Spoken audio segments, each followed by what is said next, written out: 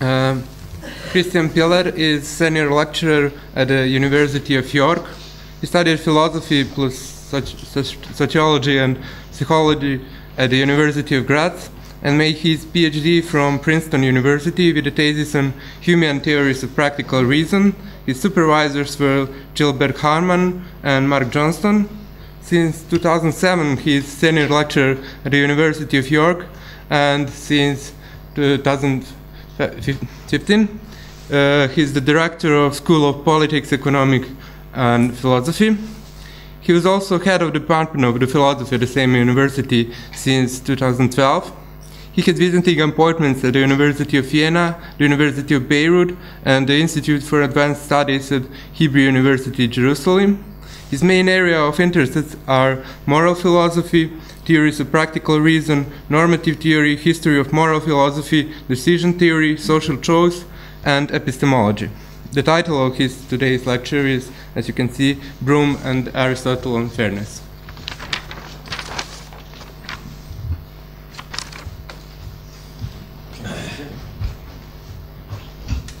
Okay, thank you very much.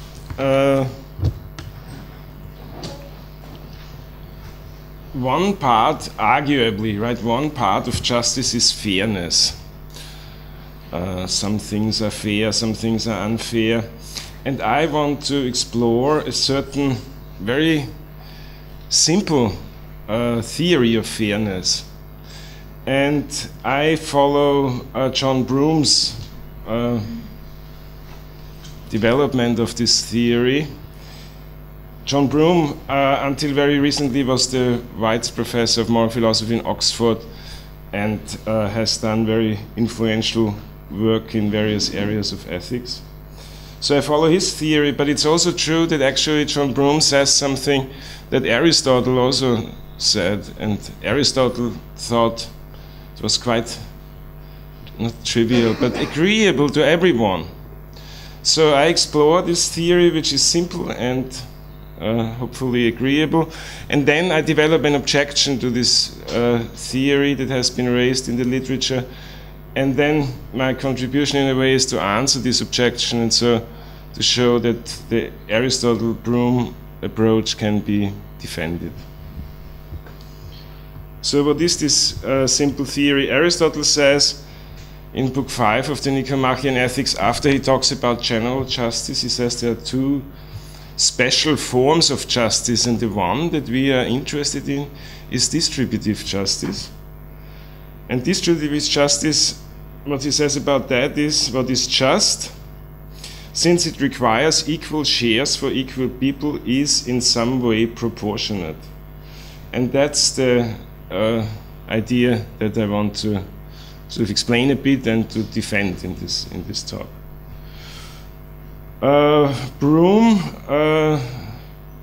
Broome's basic principle or core principle of fairness, and I also hope that that will, at least initially, right, find your approval, is treat equal claims equally, or at least fairness requires to treat equal claims equally. Treat equal claims equally, that's the basic principle. Now, I want to note sort of three features of this core principle. The first is that fairness, like the concept it participates in, which is equality, is a purely relational concept. So, equality is a relational concept, right? If I want to find out whether you are richer than your neighbor, for example, then just knowing how rich you are doesn't determine, right, whether you are richer or of equal wealth, whatever attribute you want. So I need to know both sides in order to make such a judgment. The same for fairness, right? And that's that shows that it is sort of a special notion. I can't find out, by analogy, whether anyone has been treated fairly by seeing how this person has been treated. If the core principle is correct and we talk about the relation, then I can only make fairness judgments by comparing your treatment with that of someone else. That is what it means to be a relational theory of fairness. The theory of fairness is not a complete moral theory, and there, well, at first sight we can say, well, someone can be very fair, but not very kind, for example, right? So from a common sense perspective, we don't think that fairness is a good thing, we think, right? But it's not all there is. Someone can be fair but very harsh, and would be a much nicer person, right? If this person would be nicer. Fairness is about claims, and here that what's on there, right? This is that claims work differently in moral deliberation from benefits, for example. I don't want to go into that too much. I think we have an intuitive understanding of what a claim is, right? So I think children have a claim on getting the attention of their parents. They have a claim on that, right? Of course, sometimes I have other things to do, right? So it's not that I always have to pay attention to them, and there are various different scenarios in which their claim is strong or less strong, right? Students have a claim to being taught properly by their teachers or to the best of their abilities. In a society like ours, I think people who are ill or have an accident, right, have a claim on getting medical attention. In a society like ours, we think we've established institutions so that the fact that you fall down on the street gives you a claim on getting medical attention. Okay. So in order to explain incompleteness and also the relational nature, let's consider this example, right, where I have two alternatives are available. I can either help in some way one person, or I can help two other people. And you can, it goes for various examples, right? You can think about the concrete example yourself. But whatever you do, right, whether you help one person or two others, you will have violated the requirement of fairness, because fairness tells us to treat equal claims equally. If these three people have all the same claims, then by helping one or helping two, you will have treated them not equally, and thereby you will have acted unfairly. That's just another way of spelling out, right, the relational nature of fairness judgments according to this theory. Now, fairness, and this also explains why a theory of fairness will be an incomplete moral theory. A fairness theory does not tell us that we should satisfy claims. So the satisfaction of claims is not itself part of fairness. But of course, it is true, right, that we should satisfy claims. But this egalitarian or relational notion of fairness can't capture that, or doesn't want to capture that. So because if you said it's a very good thing, right, to satisfy claims, then we would have a way to distinguish between option 1 and option 2, because arguably, right, if these claims are equally strong, we should satisfy more claims rather than less, other things being equal, I suppose. But satisfaction is not part of this relational concept, right? The only thing, you could be completely fair if a third option were available, where you satisfy no claims, right? So you can either help one person or two people or no one. Now the only fair thing, according to this conception of fairness, treat equal claims equally, is to help no one. That is fair, it is completely fair, but of course that doesn't say that we should do it, right? Because fairness, as I said, is an incomplete moral theory. That also shows its incompleteness, right? The relational character, I suppose, and the incompleteness go hand in hand. Well, there is a Sidney Morgenbesser, is a philosopher from New York, who is famous for various anecdotes that can be told about him. And he was involved in the late 60s in anti-war protests, and then he joined the students in these protests and was beaten up by the police, and afterwards interviewed, and he said, Of course, what the police did was unjust, because one shouldn't beat up innocent protesters, but it wasn't unfair, because they beat up everyone. And this is a bit funny, right? But it's also, it shows that what is funny there is because the contrast is between justice and fairness, and that's unusual. If we have sort of other virtues and contrasted with fairness, it wouldn't be funny at all. But this contrast is unusual, but nevertheless we completely understand what he's saying, right? There was something fair about it, right? Of course it was a bad situation, but at least it wasn't unfair, because everyone was mistreated, and that feeds into this relational account. So the Morgenbesser story tells us that there is a common sense understanding or ground, right? We understand such a notion and can use it. I'll leave that out. Okay. So that's the basic idea. Now I want to apply this basic idea to situations where two people have a claim on some good, but there isn't enough good around to satisfy both of these claims. There is just one relevant unit of the good available. And in these situations, many people have the intuition, right, that we should then flip a coin, who should get the good. That fairness actually tells us that there's just one, I don't know, theater ticket available, right, for you and your partner, and you both really want to see the play, then you can't both go, there are no further tickets, let's flip a coin, right? That seems to be also, I don't know, part of common sense. Seems to be a widespread intuition. I call it the lottery intuition. Now, well, maybe I can develop that in the discussion in more detail, but there is something interesting about the lottery intuition, namely the lottery intuition is incompatible with an understanding of value that comes from decision theory.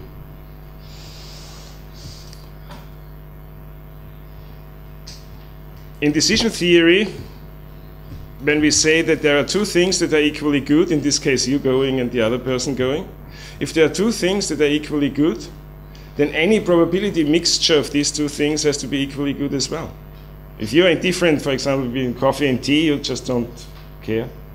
Or maybe between, I don't know, Carlsberg and Stella, right? It's hard to taste any difference. You're completely indifferent, and then someone says, well, then let's flip a coin between Carlsberg and Stella. You say, completely indifferent, right? So if two things are equally good, then also a lottery between these things ought to be equally good. That's part of how decision theory structures the notion of goodness. That's what is actually also underlying Broome's work, right? But then in famous discussion of Hagen's proofs of utilitarianism, people object to that with the basis of the lottery intuition. Well, if we talk about sort of me being indifferent between two kinds of beer, then it seems to be true that the probability mixture has to be at the same level as the two goods. But if we talk about the social context, should the good go to A or should the good go to B, then actually a lottery does something additional. It introduces fairness in a situation, right? That's what Diamond says in this note about Hagen's proof. I think, but yeah. But one is always sort of a bad judge of what. If I have a view, right, I also might impose this view on you. So I always think it's very natural, right, to have this lottery intuition.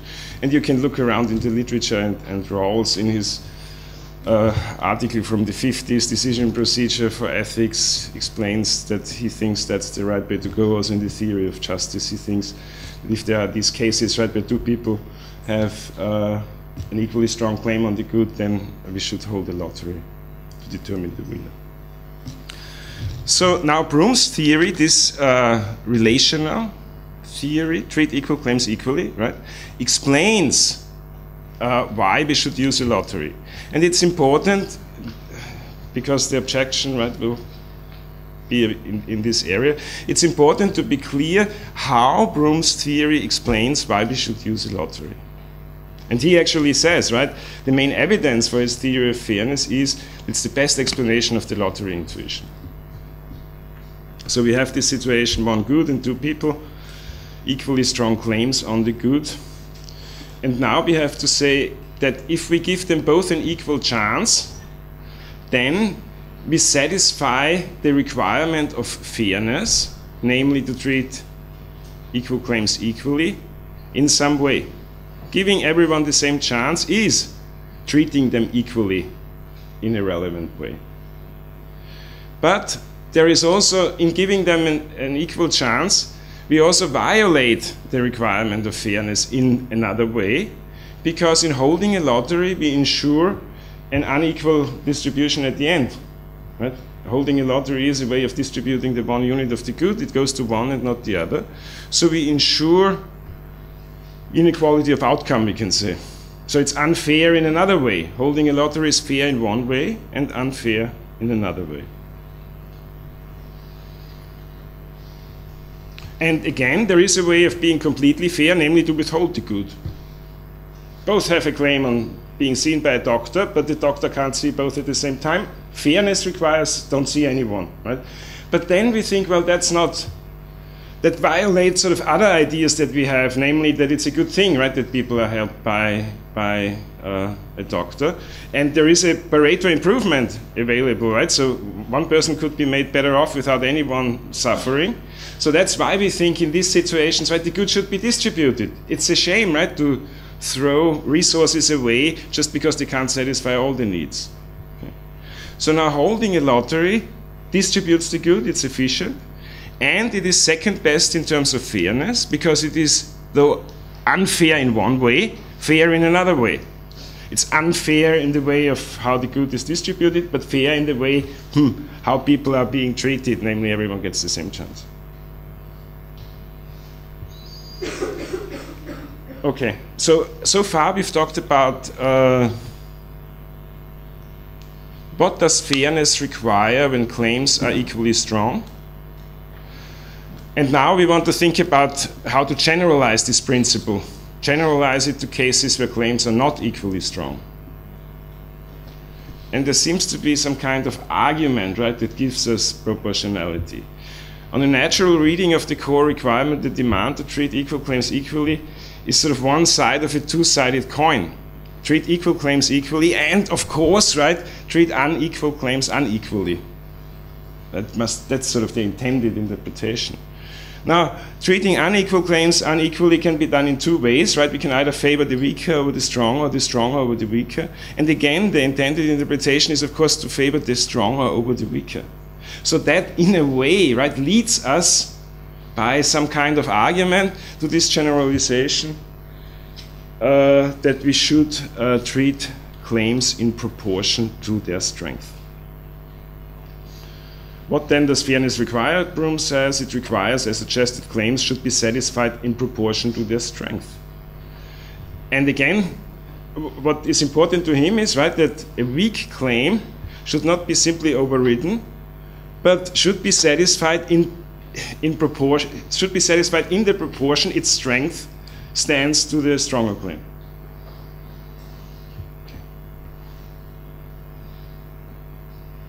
Fairness requires that claims should be satisfied in proportion to their strength. That's a natural generalization of this easy idea we started with, treat equal claims equally. Okay? We end up by saying treat claims in proportion to their strength. Now, a quick look at Aristotle. Aristotle's theory of distributional justice can be written down as an equation. And what he wants to say about distributional justice is that it's about the relation that two things have when we two people have, or well, could also be groups of people or states or organizations, with sort of the value of two goods. He says the just involves at least four terms. For the persons for whom it is, in fact, just are two, and the same equality will exist between the persons and between the things concerned. Justice demands that the ratio between one pair is the same as that between the other pair. And that's sort of what's that's the first line on the slide, the merit of the one person divided by the merit of the other person has to be the same as the value that the good that goes to the first person divided by the value of the good that goes to the other person. That is Euclid's definition of geometric proportionality that Aristotle relies on. So this is then what is just. Just is the proportional.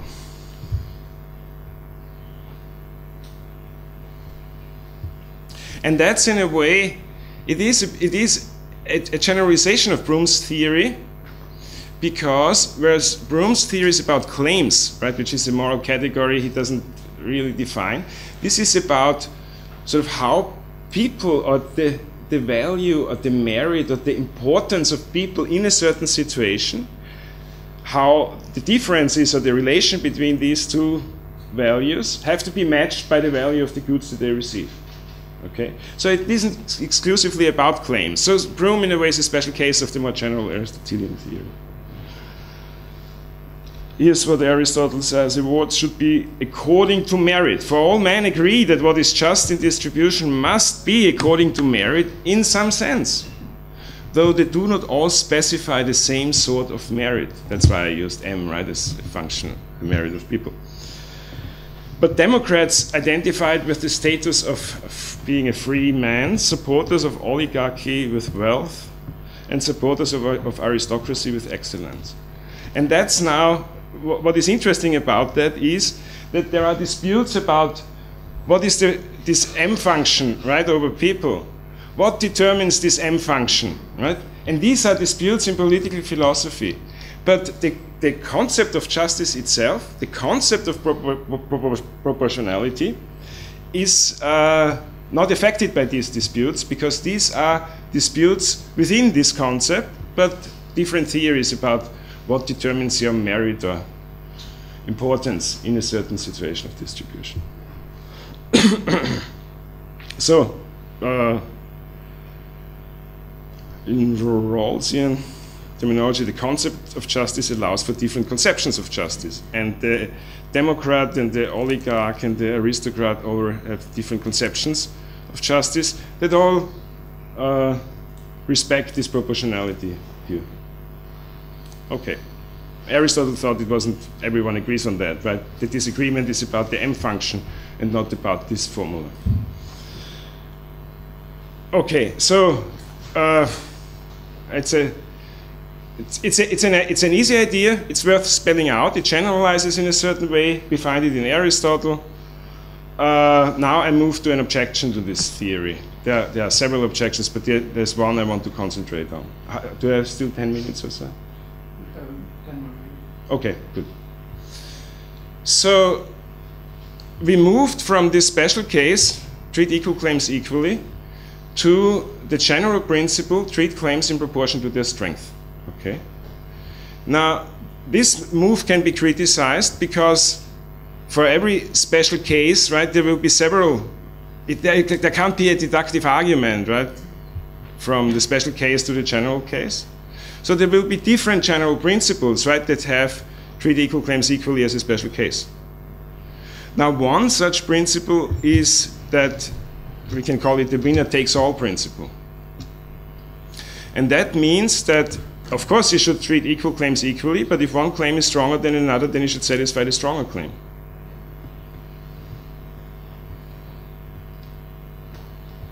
And there is, well, just a quick side remark, right? There's philosophical support from that comes from ideas about how reasons work, right?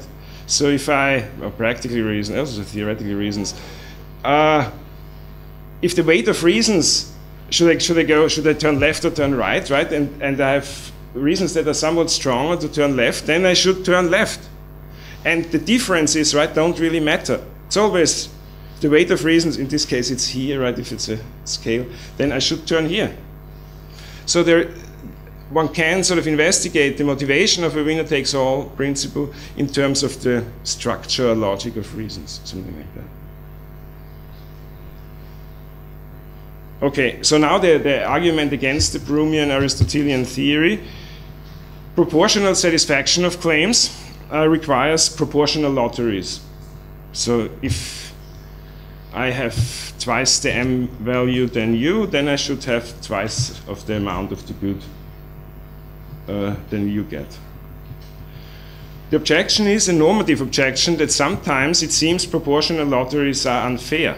So the Broome-Aristotle theory is wrong, and the alternative is this other theory that although the special case is correct, we should treat equal claims equally, it is not correct to treat claims in proportion to their strength. We should satisfy the strongest claim.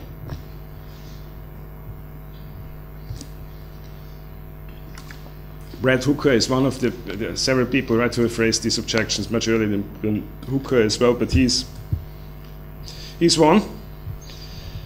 And he says it's highly implausible, right, that if the claims are unequal, then you should have a weighted lottery, where the weights of the lottery correspond to the claim strength. Because think about the case in which the one claim is so much stronger than the other. And then we have a lottery that gives so much more weight to the stronger claim than to the weaker claim. But imagine that actually the weaker claim wins, even if it's a chance of 1 in 1,000 or 1 in 100, right? If the weaker claim, that would be terrible. And it would be terrible, we think, because it would be so unfair. It would be so unfair. So he has an example which is in some way not ideal, because it brings in, there's a differential of benefit as well, right? One person, I can save one person's life for another person's little finger. It's a typical philosopher's example. And then he says, well, let's assume that a life is 1,000 times worth than a little finger. So let's just assign these weights. And then he says, well, that would be really implausible, because there is a serious chance, right, that I saved a little finger. That would be terribly unfair.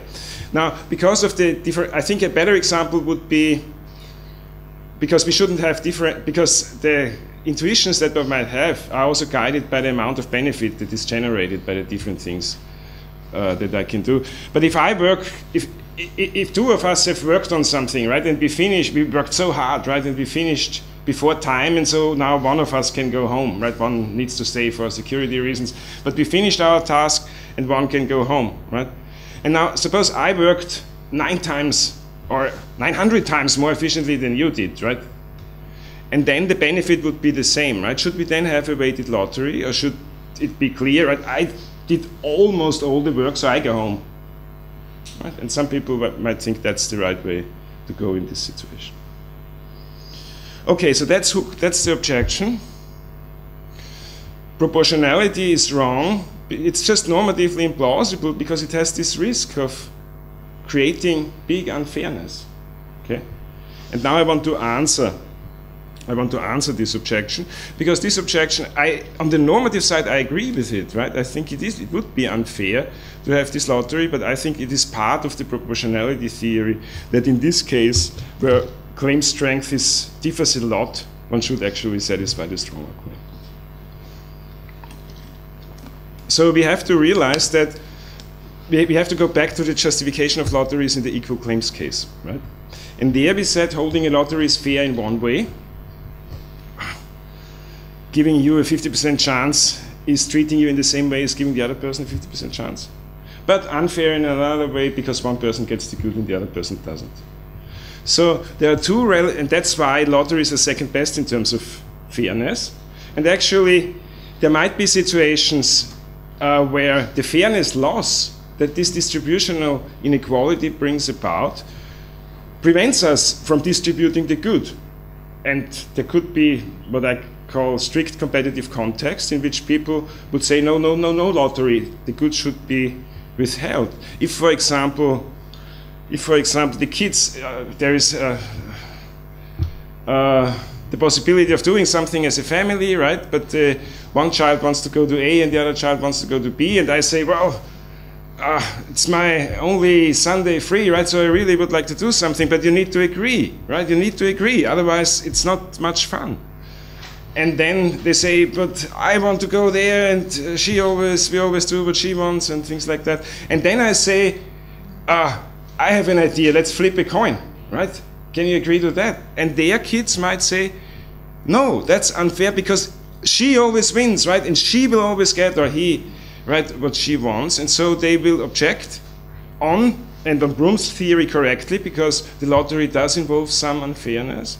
And so withholding the good seems to be the fairest thing, or is the only fair thing in this case. Anyway, the important thing here is two ways in order to assess the fairness of holding a lottery. And we need to use these two ways also when we assess proportional lotteries. So if there are two cases to be distinguished, right? The first case is a case where claims are slightly different in terms of their strength. And then if we hold a lottery, there is some chance that actually the weaker claim gets satisfied, but the weaker claim is only slightly weaker, so that the unfairness that comes about by this is relatively small. The alternative of giving the goods directly to the person with the stronger claim, the 51 claim in this case, right, has a different kind of unfairness, namely it neglects a relatively strong claim, namely a 49 claim. So in order to balance these things, we have to make a comparative judgment about the fairness losses that these two procedures bring with them. And me and Broome and others would say that in a case like that, the 49% chance of satisfying a slightly weaker claim, a 49 as opposed to a 51 claim, brings in some unfairness that is less than the unfairness we would bring about if we completely neglected a 49 claim and satisfied the 51 claim directly. So in these cases, by looking at these two ways in which we justify lotteries, we see that if claim strengths are slightly different, we should use a proportional lottery.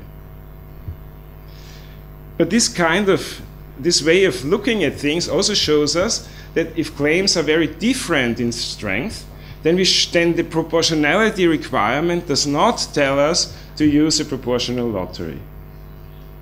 And here I have an example in which the one claim is 9 times as strong as another. So in this case, there is a 10% chance of favoring the much weaker claim. And that would be very unfair. If we give the good to the stronger claim, then that would be unfair as well. But the unfairness now becomes the unfairness of neglecting a rather weak claim. Okay? So now we have to, and there you see, right, that the bigger the difference is, the less and less plausible it becomes on a proportionality theory that we should really use a proportional lottery. So if the claim is very weak, we are faced with the possibility of a fairness catastrophe on the one hand, if the 1,000 really gets it. But on the other hand, right, what we do if we give the good to the stronger claim outright is we neglect a very tiny claim. So we have to weigh the likelihood of a fairness catastrophe with the unfairness created by neglecting a very big claim. And there, plausibly, right, the unfairness is bigger if we risk this unfairness catastrophe. So proportionality itself, when applied to proportional lotteries, tells us not to hold the lottery in cases of strongly equal claim strength. So the assumption of this objection was that proportional satisfaction requires proportional lotteries.